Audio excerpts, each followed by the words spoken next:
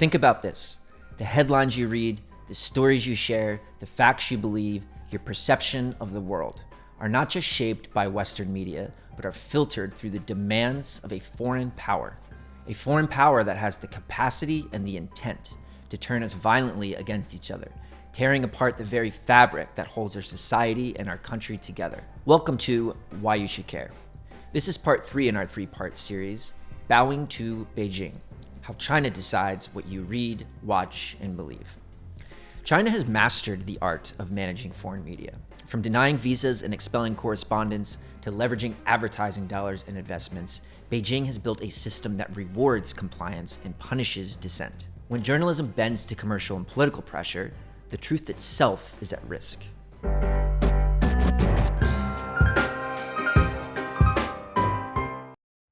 So, why should you care?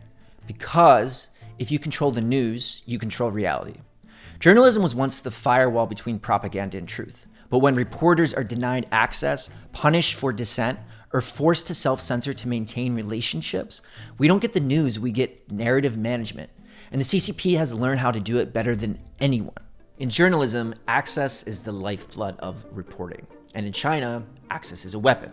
In March 2020, China expelled at least 18 American journalists from the New York Times, the Wall Street Journal, and the Washington Post in a single sweep, the largest expulsion of foreign media since the Mao era. The official reason? Retaliation for US restrictions on Chinese state media. The real reason? Criticize the party, and you're out. In 2021, BBC correspondent John Sudworth fled China after months of harassment and threats over his reporting on Xinjiang's internment camps. Australian journalist Bill Birtles was rushed out of the country after a midnight knock on his door by state security. These are not isolated incidents. They're part of a systematic campaign to control who gets to tell China's story. Even for those who remain, access is conditional. Press conferences are tightly stage managed. Journalists from unfriendly outlets are ignored or shouted down. Interviews with ordinary citizens are monitored, and sources risk detention for speaking to foreign media. In 2022, a Reuters reporter was physically dragged away from a protest in Shanghai, while others had their footage deleted on the spot. Today, many Western news organizations cover China from exile. Hong Kong, Taipei, London, relying on satellite images, leaked documents, and encrypted messages. The result is a growing information gap. As the Wall Street Journal's China bureau chief put it, "We're reporting on the world's most powerful country, but we're doing it with one hand tied behind our backs." Reporters Without Borders ranks China 175th out of 180 countries for press freedom, calling it the world's largest prison for journalists. The message is clear. Access is leverage, and Beijing is willing to use it, ruthlessly. China's government and its proxies have spent years quietly buying stakes, forging partnerships, and leveraging advertising dollars to shape what Western audiences see and hear. In 2015, Alibaba, China's e-commerce giant, purchased the South China Morning Post, Hong Kong's most influential English-language newspaper, for $266 million. Alibaba's stated goal? To improve China's image in the West. After the acquisition, media watchdogs and former staffers reported a clear shift. Coverage of Beijing's policies became more favorable, and critical reporting on issues like Hong Kong protests or the treatment of Uyghurs was downplayed or omitted. But you don't need to own a newsroom to shape its output. Chinese state media, including China Daily, have spent millions placing China Watch supplements in major Western newspapers. These advertorials are designed to look like regular news, sometimes with only a tiny disclaimer revealing their true source. According to filings with U.S. Department of Justice, China Daily paid over $19 million to U.S. media outlets between 2016 and 2020. The Washington Post, the Wall Street Journal, and the New York Times all ran these supplements, which promoted Beijing's positions on everything from trade to the South China Sea. Why does this matter? Because Western media is under unprecedented financial strain. Advertising revenue has collapsed, newsroom budgets are shrinking, and many outlets are desperate for new sources of income. Chinese state media companies step in with lucrative ad buys, event sponsorships, and content partnerships. This creates a powerful incentive. Don't bite the hand that feeds you. As James Palmer of Foreign Policy put it, if you want to do business in China, you have to play by China's rules. That includes the media. To truly understand the length China will go to punish those who cross its red lines, you only need to look at the story of Michael Kovrig, a Canadian former diplomat and journalist who became a pawn in a geopolitical standoff.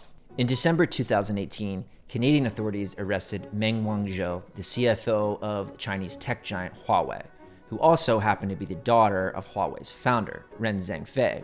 This was at the request of the United States, which was seeking her extradition on charges of fraud and violating sanctions. Within days, China retaliated, not through official channels, but by targeting innocent lives. Michael Kovrig's ordeal began not with a formal arrest, but with a kidnapping. On December 18, 2018, as he returned to his Beijing apartment, Chinese security agents were waiting.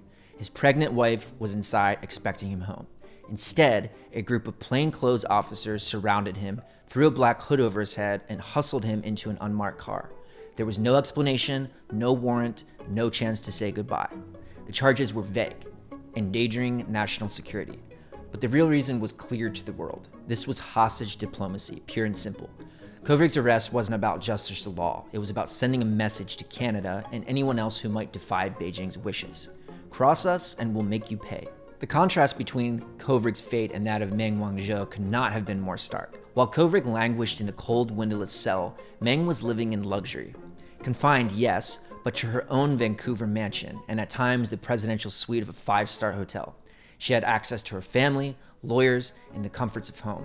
She could shop, dine, and move about the city with few restrictions, treated more like a visiting dignitary than a criminal suspect. Kovrig, meanwhile, was denied even the most basic human dignity. What followed for Kovrig was a nightmare that lasted over 1,000 days. He was held in a small windowless cell with the lights on 24 hours a day. He was interrogated for hours at a time with no lawyer present, with no contact with the outside world except for brief, heavily monitored visits from Canadian consular officials. The cell was cold in winter, stifling in summer. Meals were meager and monotonous: rice, cabbage, and the occasional piece of meat. He lost weight, his health deteriorated, and the psychological toll was immense. When Kovrig was finally put on trial, it was a sham. The proceedings were closed to the public, to diplomats, and even to his own lawyers. The outcome was never in doubt. The charges were vague, the evidence secret, and the verdict predetermined. For China, this wasn't about justice. It was about leverage, about showing the world that it could and would use human lives as tools of vengeance. Reflecting on his captivity, Kovrig said, "My freedom, my health, my sanity, they were all collateral damage in China's campaign of retaliation." This is not how a real grown-up country behaves. This is not the conduct of a responsible world power. This is the behavior of a prison state, a regime so insecure, so desperate to control the narrative that it lashes out like a child throwing a tantrum. China wants the world's respect, but respect is earned, not demanded. If Beijing wants to be treated as a peer by the United States, Europe, and the rest of the democratic world, then it needs to grow up and stop playing these Soviet-style games. Until then, it's just North Korea with a bigger bank account and a louder megaphone. So I'll ask again, why should you care? Because if you don't control what you see, you don't control what you think. And China understands that. Their influence campaigns don't just suppress criticism, they promote their worldview while making it look like yours. Over the past 3 episodes, we've shown you how the CCP shapes Hollywood, games, sports, and now journalism. But this isn't about China winning, it's about the West giving up. We trade values for access, truth for silence, integrity for profit, and the price is our freedom. So what can you do? Email or tag journalists and newsrooms you follow and ask, do you disclose when China restricts your access or edits your reporting? Subscribe to independent news outlets that don't bend to authoritarian narratives. If you're in journalism or academia, speak out when pressure comes. Because once freedom of the press becomes permission-based, it's no longer free. If this episode made you feel uncomfortable, confused, or even a little angry, that's a sign you're paying attention. I'm not asking you to agree with everything I said. I'm asking you to question what you've been told. If you have a different perspective, a missing piece of the puzzle, or a better way to explain what's happening, drop it in the comments. I respond to all of them and highlight the most valuable ones in a Q&A. Make sure to subscribe, like, and share this with someone who still thinks media bias is a conspiracy theory. Find me at Why You Should Care Now on all platforms, or reach out directly at info@whyyousshouldcarenow.com. Full breakdowns and bonus content are at whyyousshouldcarenow.com. You deserve the whole picture, not just the one they're selling you.